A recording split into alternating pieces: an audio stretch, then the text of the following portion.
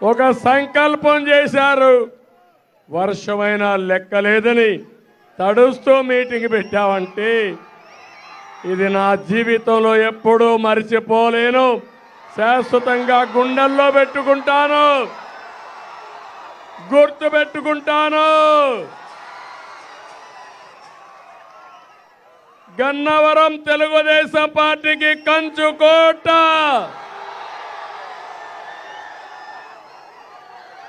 తొమ్మిది సార్లు ఎన్నికలు జరిగితే 8 సార్లు ఇండిపెండెంట్ తో కలిపి గెలిచింది ఇక్కడ మనమేనని చెప్పి మీకు తెలియజేస్తున్నా.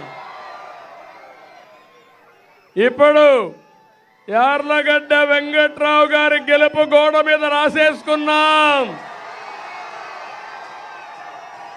పిల్ల సైకో ఓడిపోవడం ఖాయం. ఎగిరెగిరి పడ్డావు. చెప్తున్నా, నా దగ్గర తోక దిప్పితే తోక కట్ చేస్తాం తప్ప ఎవరిని వదిలిపెట్టాం. మా తమ్ముళ్ళు ఉన్నారు, పోరాడారు. నన్ను అవమానించినప్పుడు పోరాడారు. తెలుగుదేశం పార్టీ ఆఫీసు తగలబెట్టి మిమ్మల్ని జైల్లో పెడితే వీరోచితంగా పోరాడిన నా తమ్ముళ్ళని, నా కుటుంబ సభ్యుల్ని ఎప్పుడూ జీవితంలో మర్చిపోలేను. త్యాగాలు చేశారు, పోరాటాలు చేశారు. ఇప్పుడు వెంకట్రావు గారు వస్తే ప్రతి ఒక్కరూ ఒక క్రమశిక్షణ కలిగిన సైనికుడు మారిగా యుద్ధానికి సిద్ధమని ముందుకు పోతున్నారు. నేను అందుకనే హామీ ఇస్తున్నా. బ్రహ్మాండమైన మేనిఫెస్టో ఇచ్చాం. ఇంటింటికి తీసుకెళ్ళండి. ఒకరోజే టైం రోజు రోజుకు పెరుగుతా ఉంది. ఒక పక్క మీరు చెప్పాల్సింది, ఆడబిడ్డలను ఆదుకునే పార్టీ తెలుగుదేశం పార్టీ. ప్రతి ఆడబిడ్డకు 1500 రూపాయలు నెలకు, సంవత్సరానికి 18,000, 5 ఏళ్లలో 90,000 రూపాయలు ఇచ్చే బాధ్యత మాదని మీకు హామీ ఇస్తున్నా. వీళ్ళకే కాదు, తల్లికి వందనం కింద ఎంతమంది బిడ్డలుంటే అంతమందికి 15,000 రూపాయలు చొప్పున ఇస్తామని మీకు హామీ ఇస్తున్నా. ఇంకో పక్క ధరలు పెరిగాయి. నేను అడుగుతున్నా, ఎవరైనా ఆనందంగా ఉన్నారా అని అడుగుతున్నా. పెట్రోల్ డీజిల్ ధరలు పెరిగాయా లేదా? కరెంటు ఛార్జీలు పెరిగాయా లేదా?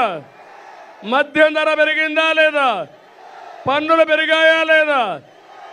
ఎన్నికల ముందు ముద్దులు, ఇప్పుడు పిడి గుద్దులు గుద్దే దుర్మార్గుడి జగన్మోహన్ రెడ్డి.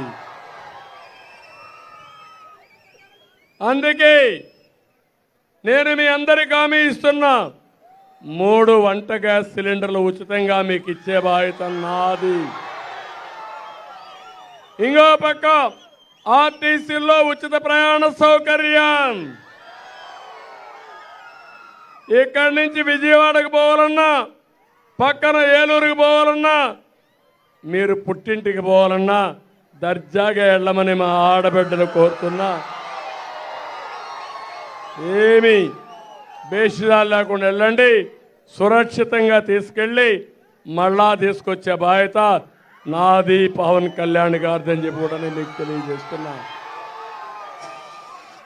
నేను అడుగుతున్నా, ఈరోజు మీరు చూడండి, దోపిడీ రాజ్యం. మద్యంలో దోచేశారా లేదా తమ్ముళ్ళు అని అడుగుతున్నా. ఇసుక పెద్ద ఎత్తున దోపిడీ జరిగిందా లేదని అడుగుతున్నా. పోలవరం కాలువలు నేను దొవితే కాలువల్లో మట్టి దొంగిలిచ్చిన దొంగల్ని ఏమనాల తమ్ముళ్ళు అని అడుగుతున్నా. కొండల్ని తవ్వేశారు, ఆనకొండలు, అవునా కాదా? భూ కబ్జాలు జరిగాయి, అవునా కాదా? తమ్ముళ్ళు ఇప్పుడు కొత్తగా వచ్చాడు, మీ పట్టాదారు పాసు పుస్తకాల పైన కూడా జగన్ రెడ్డి గారి ఫోటో. నేను అడుగుతున్నా మిమ్మల్ని, భూమి మీద జగన్మోహన్ రెడ్డి భూమి మీద, అవునా కాదా? మీ భూమి పైన ఆయన ఫోటో ఏంటని అడుగుతున్నా. అందుకే హామీ ఇస్తున్నా, నేను వస్తానే. ఈరోజు ఈ ఫోటో చూడండి తమ్ముళ్ళు.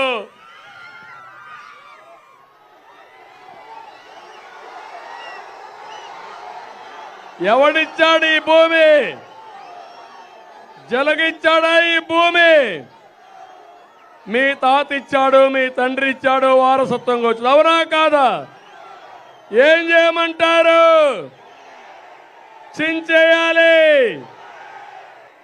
చెత్తబుట్లో వేయాలి. నేను వస్తానే రెండో సంతకం పెట్టి ఈ చట్టాన్ని రద్దు చేస్తా. పట్టాదారు పాస్ పుస్తకం మీద రాజముద్ర వేసి మళ్ళా మీకు ఇస్తా.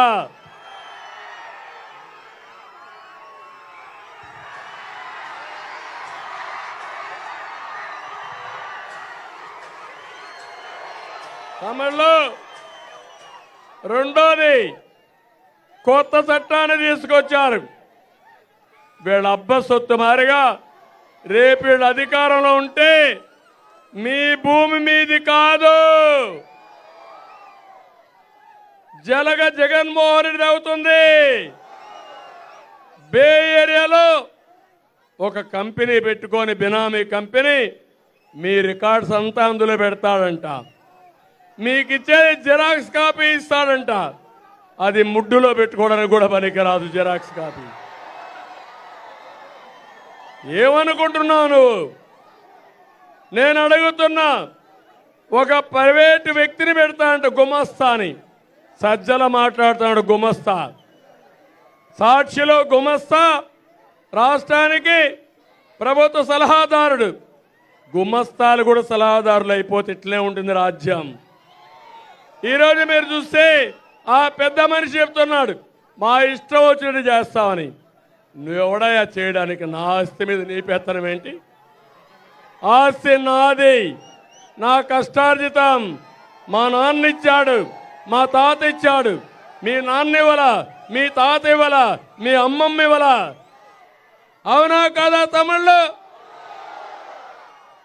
ఆస్తులు కొట్టేయడానికి ఇది కొత్త మార్గం పెట్టుకొని టైటిలింగ్ రిజిస్ట్రేషన్ ఆఫీసర్ అంట జగన్మోహన్ రెడ్డి నామినేట్ చేస్తాడంట. మనకేదైనా రిజిస్ట్రేషన్ చేయాలన్నా లేకపోతే ఏం చేయాలన్నా ఆయన దగ్గరికి పోతే ఆయన చెప్పిందే ఫైనల్ అంట. తర్వాత కోర్టు కూడా లేదంట. అందుకే నేను అడుగుతున్నా, జగన్మోహన్ రెడ్డి సమాధానం చెప్పాలి. ప్రైవేటు వ్యక్తుల్ని రిజిస్ట్రేషన్ ఆఫీసుగా టైటిల్ రిజిస్ట్రేషన్కి పెట్టావా లేదా అని అడుగుతున్నా. నీ ప్రైవేటు వ్యక్తులు నా ఆస్తి కాపాడుతారా తమ్ముళ్ళు? ఈరోజు మీరున్నారు, పట్టాదారు పాస్ పుస్తకం ఉంది, 10-1 ఉంది, అడంగల్ ఉంది, ఎన్కంబరెన్స్ ఉంది. అయినా మీ భూమి కొట్టేస్తున్నారు కదా సైకోలు. ఏమీ లేకపోతే మీరేమవుతారు? MRO ఉండడంట, RDO ఉండడంట. ఈయన నామినేట్ చేసే మనిషి మన ఆస్తి పైన పెత్తనం చేస్తాడంట. తల్లి ఒకటే గుర్తుపెట్టుకోండి, ఎన్నికల్లో ఫ్యాన్ తిరిగితే మీ మెడకు ఊరే. మీరు ఎన్నికల్లో ఫ్యాన్ కూరేస్తే మీ ఆస్తి భద్రం.